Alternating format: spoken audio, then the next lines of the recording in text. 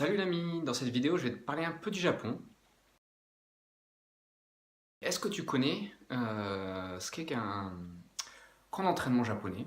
Aussi bien on peut dire Gashoku.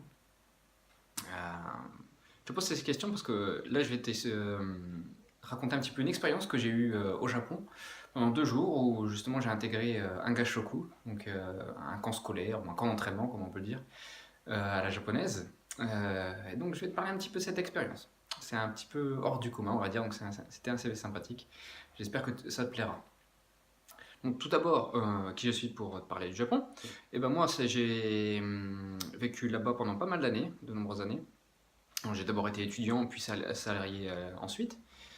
Et donc à travers ces années là-bas, j'ai eu pas mal d'expériences très positives et un peu hors normes, comme faire des séances de méditation zen dans un temple, ou monter le mont Fuji. J'ai aussi rencontré des tas de gens, j'ai dormi chez l'habitant. J'ai voyagé un petit peu partout dans le Japon, que ce soit au nord, au sud. Donc j'ai eu beaucoup d'expériences, j'ai rencontré beaucoup de gens aussi, notamment à partir de mon boulot, parce que bon, je travaillais dans l'import-export et aussi dans la vente. Donc j'ai rencontré beaucoup de clients, des fournisseurs, etc. C'était beaucoup de choses enrichissantes, on va dire. Et dans mes expériences, donc il y en a une qui m'a aussi marqué, c'était 2 jours que j'ai passé en stage d'entraînement de kendo. Voilà. Alors d'abord, je vais parler un petit peu de ce qu'est un stage d'entraînement, un gashoku pour dire en japonais. C'est, nous, on a des stages scolaires un petit peu ou de clubs en France, mais bon, c'est plutôt du loisir, ça reste assez convivial et en général c'est plutôt pour les enfants. Alors que là-bas, ça a une toute autre saveur, parce que en général c'est pour vraiment un objectif, l'entraînement, et donc ça peut être souvent c'est pour le sport et pour apprendre de nouvelles choses. Et en général, les personnes, bon, souvent ça se passe à l'école, hein, ça c'est sûr. Parce que Gashoku, c'est. En gros, c'est dormir. Shuku, c'est le fait de dormir ou découcher. Et Gak, enfin, le Gaku, ça représente tout ce qui est scolaire. Donc apprendre aussi. Donc voilà, c'est vraiment découcher pour apprendre de nouvelles choses. Et un stage, on va dire comme ça. Donc pour revenir sur mon expérience, moi, donc c'était un stage de kendo. Donc le kendo, c'est un art martial. Moi, j'ai fait pas mal d'arts martiaux, même étant petit, donc, comme du karaté ou de l'aïkido. Mais le kendo, j'avais jamais touché. Et donc là, cette opportunité a été présentée parce que j'avais un ami justement qui allait à ce stage-là. Et je connaissais aussi le sensei, donc le prof de ce stage. Et ils m'ont invité justement à aller 2 jours. Donc j'ai débarqué au milieu de ce stage un petit peu, on va dire à l'improviste presque. Tout le monde était déjà super concentré dans ce qu'il faisait. On voyait que la plupart des participants étaient en train de s'entraîner, donc moi je suis un petit peu arrivé au milieu. Je savais pas trop quoi faire. Parce que l'atmosphère de concentration et de discipline qui régnait vraiment était phénoménale. Et ben, je me suis pris au jeu en fait. C'est assez simple, même si bon, mon japonais à l'époque n'était pas spécialement excellent. Et bon, heureusement que j'avais quand même mon ami qui était là.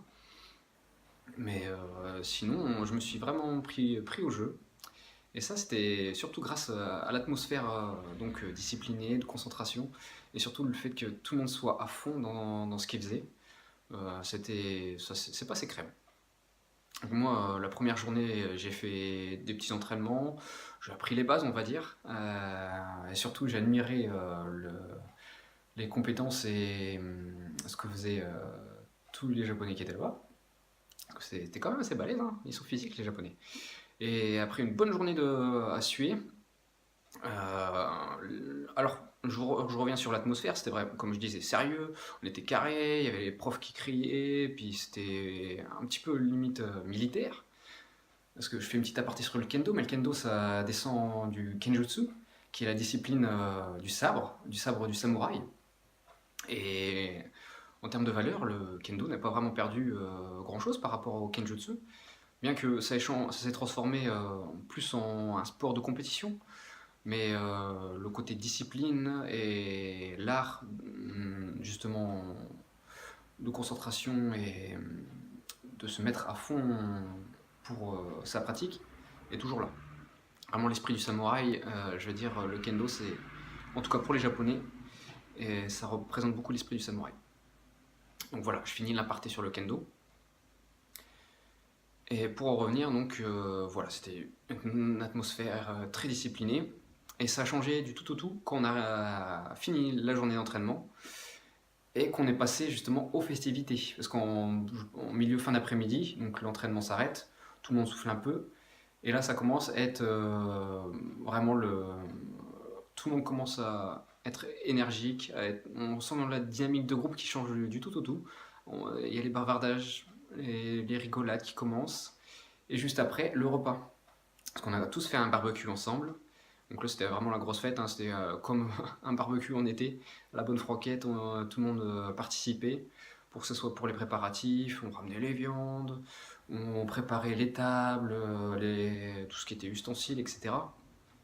Et voilà, c'était un bon moment convivial, on mangeait, on buvait aussi, parce qu'il y avait pas mal d'adultes, donc l'alcool, et surtout pour les Japonais qui adorent faire la fête avec de l'alcool, dire que ça y était, même nous, moi avec mon ami et puis le sensei, on a beaucoup bu. Pour certains qui connaissent le shochu, on était bien.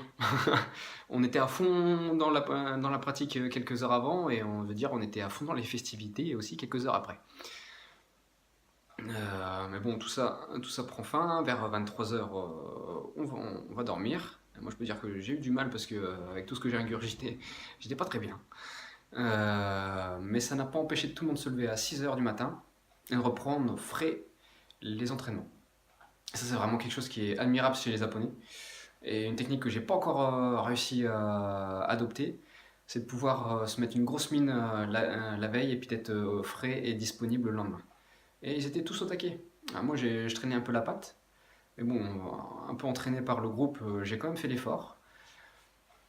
Et au final, bah, ça s'est très bien passé, hein. La journée finie, après on est rentré.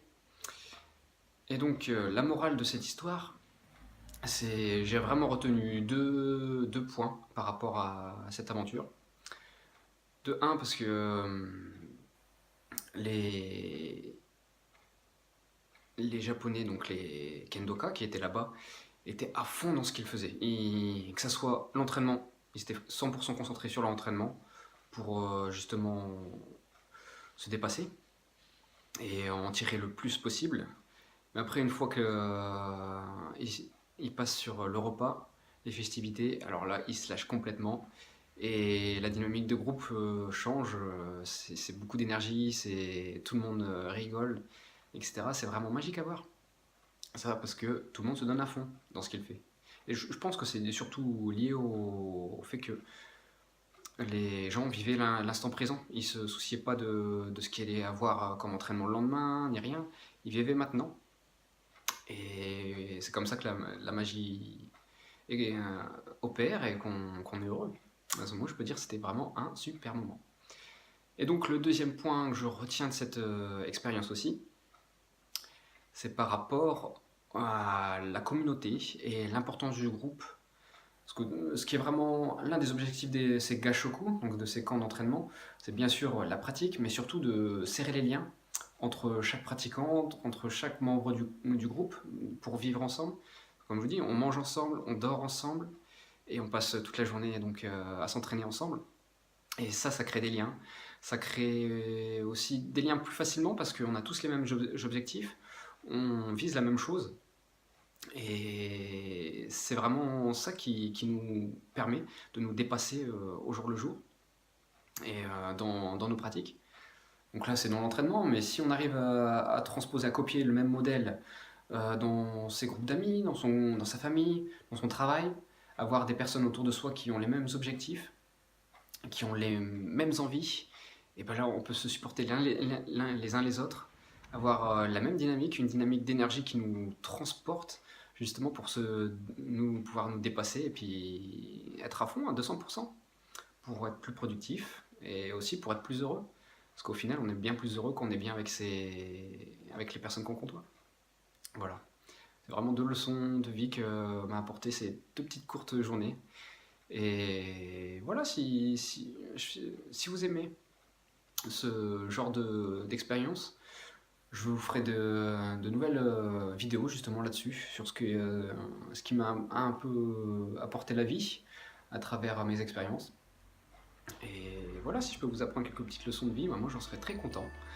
Et donc s'il y avait quelques petites choses que vous avez retenues de cette vidéo, n'hésitez pas à les poster en commentaire, je vais y répondre sans souci.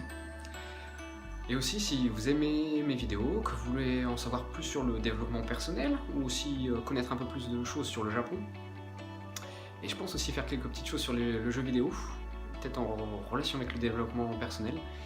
Donc n'hésitez pas à vous abonner à la chaîne, je vais faire beaucoup plus de vidéos, et j'espère que ce sera très valorisant pour vous. Voilà, je vous dis à bientôt, bye bye.